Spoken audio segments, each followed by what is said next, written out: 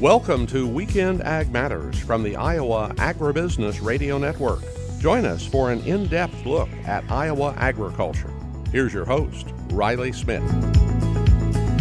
It is Saturday, March 7th, as of the posting of this week's edition of Weekend Ag Matters, and this serves as your gentle reminder to set your clocks forward an hour for Sunday, as that is the official spring forward date. And now, I know most of us hate losing that hour of sleep for the weekend. It is at least going to greet us with some spring weather, as we have already seen some severe weather already with some thunderstorms, and the temperatures are mostly going to stay in that 50-60 degree range that is very typical of an Iowa spring. Welcome into this week's edition of Weekend Ag Matters. I'm Riley Smith. Russ Parker, Dustin Hoffmann, and Mark Magnuson will join us later on in the show. As for right now, let's start with a quick look at the news headlines. The House Agriculture Committee advanced a Republican-led Farm Bill 3417 in a vote early on Thursday. While the markup was slowed by partisan fighting about the package, the legislation was approved with the backing of 7 Democrats. Politico said that the bill is basically the same as legislation that House Ag Committee Chair Glenn Thompson advanced out of the committee 2 years ago. House Ag Ranking Member Angie Craig said that despite, quote, bipartisan improvements during the amendment process, the package remains a disappointing farm bill that doesn't meet the moment. The bill includes sweeping updates to agriculture and nutrition policies that haven't been formally reauthorized since the last farm bill passed in 2018, Politico reported. Representative Eric Sorensen of Illinois attempted to amend the bill to include language enabling the year-round sale of E15, but the amendment did not pass. The bill still includes language that would eliminate California's Proposition 12. In other news, the Iowa Department of Agriculture and Land Stewardship and the United States Department of Agriculture Animal and Plant Health Inspection Service have detected a case of highly pathogenic avian influenza in a multi-species backyard flock in Buena Vista County. This case is Iowa's 6th detection of H5N1 HPAI in 2026. If poultry producers or those with backyard birds suspect signs of H5N1 HPAI, they should again contact their veterinarian immediately. Possible cases must also be reported to the Iowa Department of Agriculture and Land Stewardship at 515-281-5305. As a reminder, the clinical signs of H5N1 HPAI in birds may include sudden increase in bird deaths without any clinical signs, lethargy and or lack of energy and appetite, decrease in egg production, soft, thin-shelled and or misshapen eggs, swelling of the head, eyelids, comb, wattles, and hocks, purple or blue discoloration of the wattles, comb, and legs, difficulty breathing, coughing, sneezing, and or nasal discharge, stumbling and or falling down, and diarrhea. And it remains safe to enjoy eggs and poultry products. As a reminder, consumers should always properly handle and cook eggs and poultry products, including cooking to an internal temperature of 165 degrees. And finally, as you've heard throughout the week, we were at Commodity Classic last week, and this year's attendance broke their records. Over 12,000 farmers, exhibitors, industry stakeholders, and media gathered in San Antonio, Texas in late February for the 2026 Commodity Classic, marking the second consecutive year of record-setting attendance. Over 5,100 farmers attended the event, accounting for almost 43% of the total attendance and representing a significant concentration of farm decision makers. Commodity Classic has now achieved 4 consecutive years of attendance highs, including recent shows in Denver, Houston, and Orlando. The 2027 Commodity Classic will be March 3rd through the 5th in New Orleans, Louisiana. And that's all the time we have for news headlines this week. Check out the rest of our daily news stories at iowaagnet.com, and while you're there, go ahead and sign up for our daily e-newsletter. We'll go ahead and kick it over to Russ Parker with his faith-based food for thought here on Weekend Ag Matters on the Iowa Agribusiness Radio Network.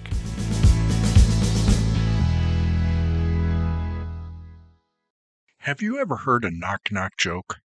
I'm assuming you're familiar with these clever "who's there" inquiries. I think the first one I ever heard was, "Knock knock, who's there?" "Dwayne." "Dwayne who?" "Dwayne the bathtub, I'm drowning." And I recall my very young grandchildren offering knock-knock jokes. And as they've gotten older, those "who's there" answers have gotten pretty clever. These jokes imply an action of someone knocking on something, don't they? And I'm not sure if the knocking was maybe on someone's head as a way to get into our brain. maybe. But I can say with great certainty, a knock on my front door immediately registers with my dog's brain. It's like a reflex reaction, and all chaos erupts with barking and carrying on, especially if the person at the door is someone they know. When there's a knock-knock at the front door, we all brace ourselves for chaos. Switching from funny to chaos to not so funny is the knocking sound I heard not too long ago from my John Deere 6420. Actually, it was very alarming, so much so that I turned the motor off immediately. And it turned out that there was water in the fuel. A diesel motor doesn't like that water at all, and the knocking wasn't funny. It was a warning. Something wasn't right inside the engine, and if I ignored it, the damage could have been costly. You know, not all knocks are meant to make us laugh, or create chaos, or send us looking for a mechanic. Some are meant to get our attention. In the book of Revelation, there's a different kind of knock described as Jesus says, "Here I am. I stand at the door and knock, and if anyone hears my voice and opens the door, I will come in." This is not a joke, not chaos or a watered-down suggestion. It's a genuine invitation. And sometimes the knocking in our lives just doesn't come from the front door or from under the hood of a tractor. Sometimes it's coming from our conscience, a quiet nudge, a restless feeling, a sense that maybe something in our life needs attention. And especially during this season of Lent, perhaps the timing could never be better. So as we engage in this time of reflection and repentance and preparation, let's take the next step when we hear the knock-knock and ask boldly, "Who's there?" Food for thought, I hope. This is Russ Parker. Have a blessed day.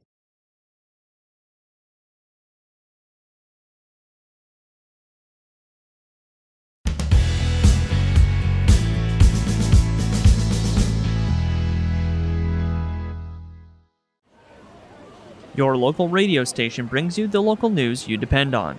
The Iowa Agribusiness Radio Network complements that with ag news, weather, and market updates tailored for Iowa's farmers. Together, we deliver the best of both worlds, local connection and industry expertise.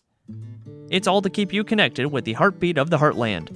The Iowa Agribusiness Radio Network, connecting rural Iowa with the news that matters to you.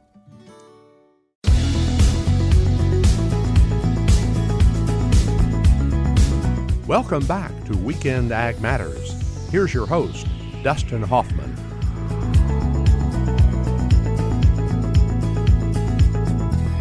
Back on Weekend Ag Matters, and we were down in Commodity Classic in San Antonio, Texas last week, and I had a chance, as always, to have my yearly conversation with the U.S. Soybean Export Council's Jim Sutter as we look back on the year of 2025 and what the goals are for 2026.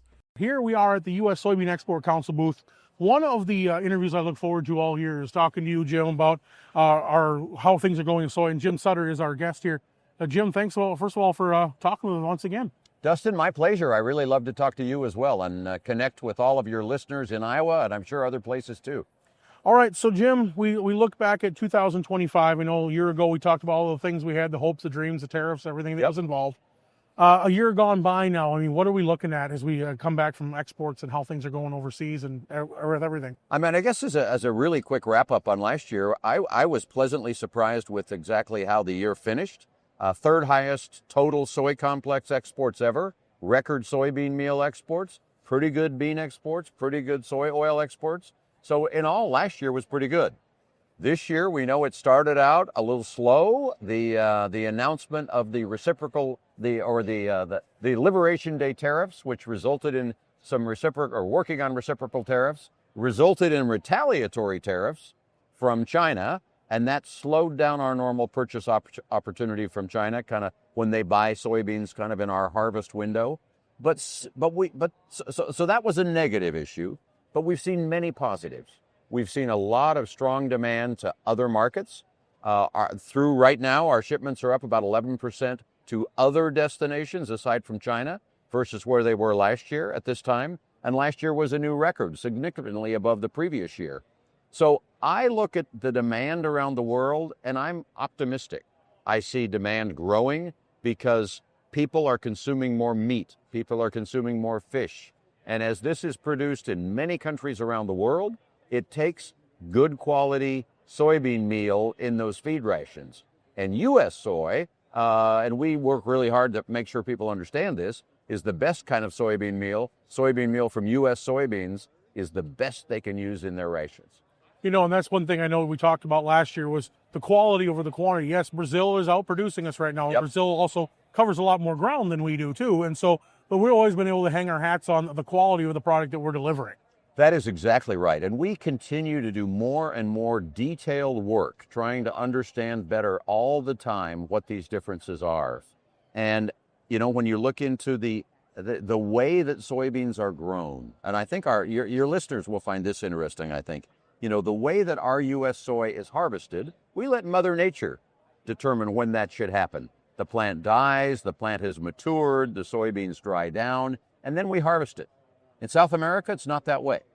In many places, they will desiccate the plant, they will harvest the soybeans very wet, they will dry them in very, very high temperature dryers, and all of that has a negative impact on the quality of the soy. It makes the nutrients more difficult for the animal to pull out because the soybean meal produced from those beans is less digestible. The energy content, the sugar has been partially damaged in that drying process. So there is a significant difference of nutrients in those two products. Now they may have about the same crude protein level, or the Brazilian may even have a little slightly higher crude protein level. But we are working very hard to educate people on the real difference. What's it mean when they're feeding a chicken or a pig the meal from those beans? And people are seeing that. We're doing a lot of feeding trials these days and really trying to point this difference out.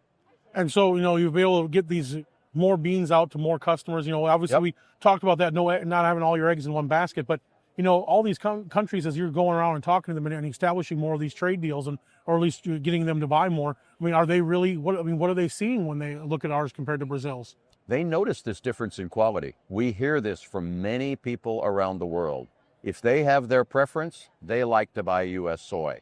Now, sometimes, like anybody, if the price spread gets too wide, they say, you know, even if I want that, I have to use the other product because it's just not economic.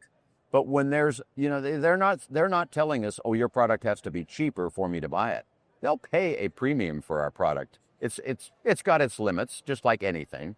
But I think people, and especially with the work that our team around the world is doing to educate them, I think people are really understanding this. And let's not forget, people are becoming much better at using technology. NIR is used widely in feed mills around the world. People are becoming much more comfortable looking at data and making decisions based on data. So they're not just saying, okay, I want 25% soybean meal in that ration. They're digging much deeper and saying, which soybean meal and exactly how much do I need to have?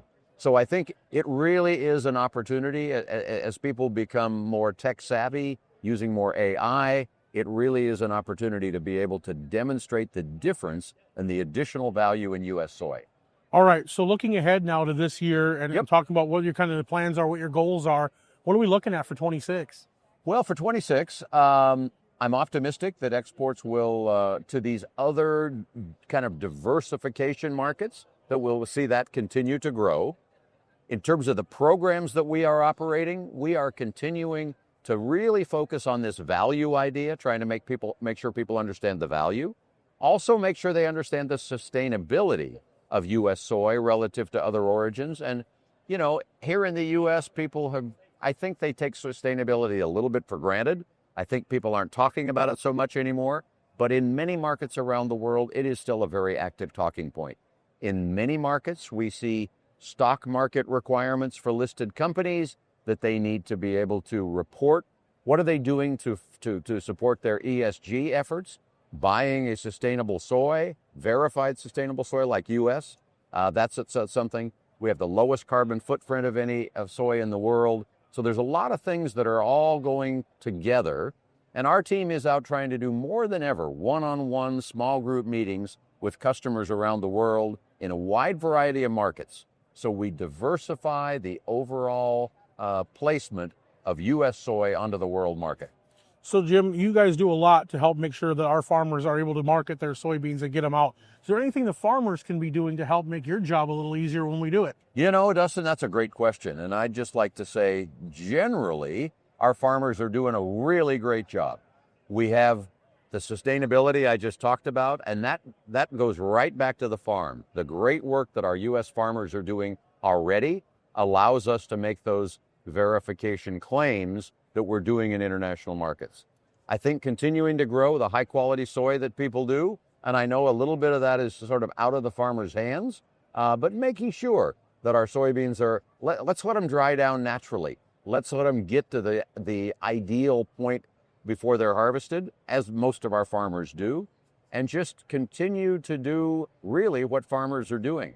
We are so honored to have the support that we do from the checkoff, from the Foreign Agricultural Service, that allows us to go and do our work in behalf of farmers around the world. I think it's a great team effort. Well, Jim, I thank you so much for taking the time once again to sit down and kind of talk about how things are going with soybeans right now and with the export markets. Appreciate it. Dustin, thank you very much. I always look forward to this, and great to be together with you. That again was Jim Sutter of the U.S. Soybean Export Council. We're going to take a short break, and when we come back, Mark Magnuson will be in to wrap up the show next. You're listening to Weekend Ag Matters on the Iowa Agribusiness Radio Network.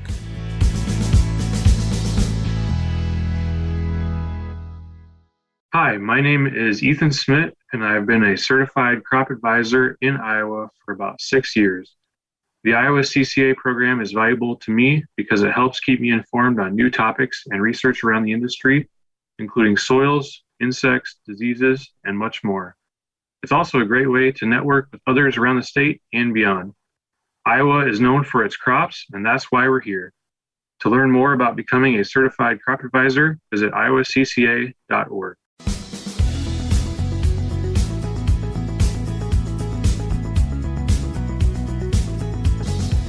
Welcome back to Weekend Ag Matters.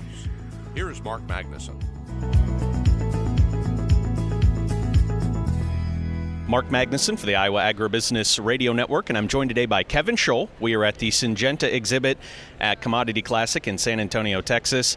Kevin, could you tell me, please, your role here at the Syngenta organization, please? Yes, I'm an agronomist that covers northern Illinois. So you're located in Illinois, of course, very similar geography, similar conditions to the state of Iowa. And I wanted to start things off by asking you, last year, of course, in the state of Iowa, the big thing that everyone wanted to talk about was southern rust. And when you think about southern rust and the effects we saw this past season, what do you think was the main takeaway from last season as far as southern rust is concerned, considering how widespread it is, but we're not always used to seeing it so widespread? Right. I think with southern rust, especially since it moves in from the south, it's going to be carried up here with storm fronts. You got to make sure that you've got a fungicide that, number one, can handle that disease, and number two, a fungicide that's got long residual to. We're going to always recommend applying our fungicides like Miravis Neo or Trivapro at that VTR1 stage of corn, and be able to have a fungicide that's going to be able to last in that corn plant season long. Diseases like tar spot that could come in and be devastating later in the growing season, it may take another application, but I think to start out we need to be looking at fungicides that have long residual and can last the season long, and still be able to apply it at that VTR1 stage, because that's pretty important at that stage also to realize the full benefits of the plant health benefits of a fungicide also. Kevin, something I've been talking about here in recent weeks actually with our friends at the Iowa Soybean Association is the question of fungicide resistance. You hear about it all the time when it comes to herbicides. How real of a problem is it on the fungicide side? Is it the same issue where if you just flat out use fungicide too much, it can build that resistance? I suppose that is the case, but I think that's the importance. We talk about it all the time with herbicides, using multiple effective sites of action, and that's where we kind of take that same mantra to our fungicide products with Miravis Neo, Trivapro. They have 3 effective sites of action in them already, and so that really kind of downplays any chance of resistance coming in. And then on the weed side, of course, going into a growing season, and I always feel like Commodity Classic is kind of the unofficial kickoff to the growing season.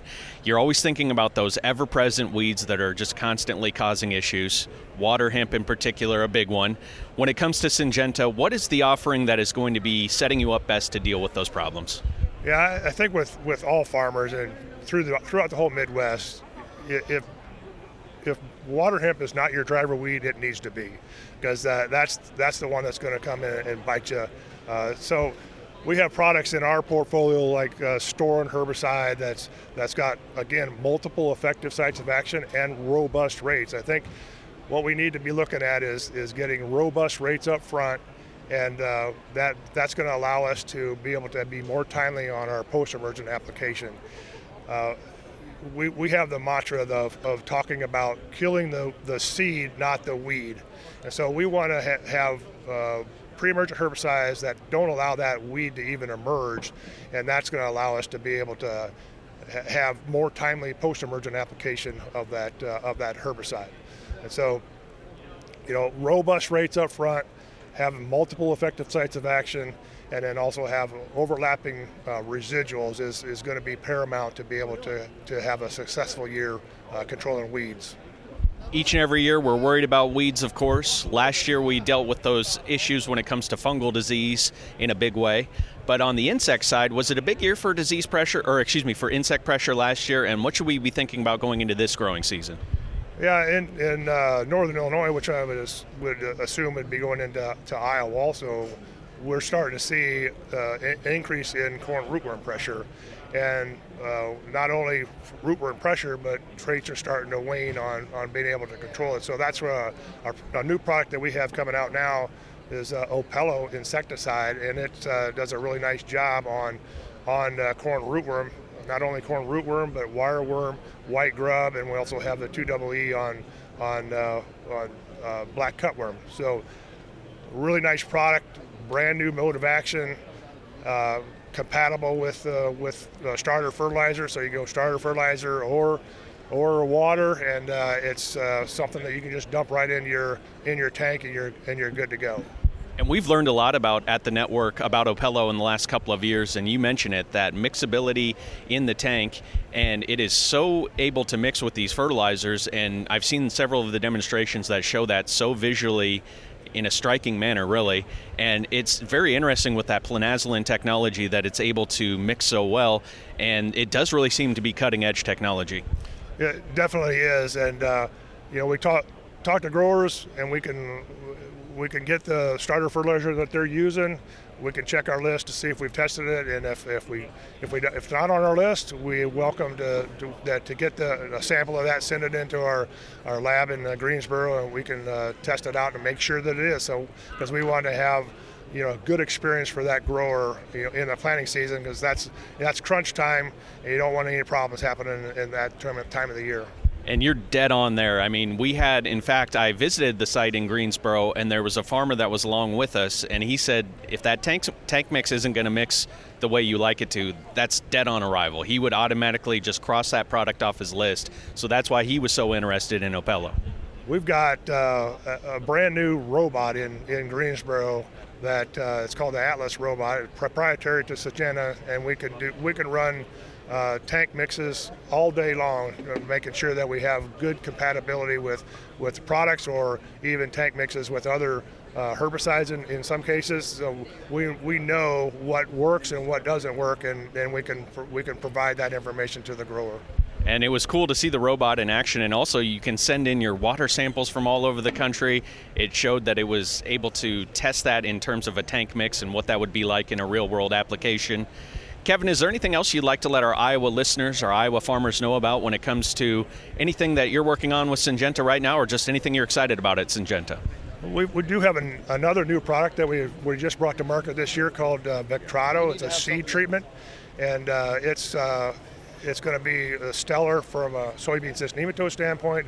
It's very, very good on sudden death syndrome, and a disease that's probably coming into Iowa. It's probably on the eastern side of Iowa right now, red crown rot. It does a really nice job on that. So it's kind of that next stage of seed treatment on soybeans to be able to protect soybean genetics to get to their full yield potential. And Kevin, when we leave Commodity Classic here, if that mild winter that we've had so far, at least where I'm at in central Iowa, if that continues, it feels like farmers are going to be itching to get out there in the fields and get started here soon, doesn't it? Yeah, I would just warn them not to go too early, because that first pass across the field it can cause some economic problems later. But yeah, I agree with you. It's been kind of dry, and we're probably going to see the soybean planters running pretty soon. It seems like the nature of where we're at these days. Every year it seems like soybean farmers are planting just a little bit earlier, and it's also yielded some really nice results for them. He is Kevin Scholl of Syngenta, my guest here today at Commodity Classic. Kevin, thanks so much for the time. Interesting conversation, and have a great rest of the show. Thank you. Thank you very much. Thank you to Kevin Scholl of Syngenta for joining today's edition of Weekend Ag Matters, as that's going to bring us to the end of today's show. If you would like to listen to this episode or any past episodes of Weekend Ag Matters, you can find those under the podcast tab of our website at iowaagnet.com. For Russ Parker, Dustin Hoffmann, and Riley Smith, you've been listening to Weekend Ag Matters on the Iowa Agribusiness Radio Network.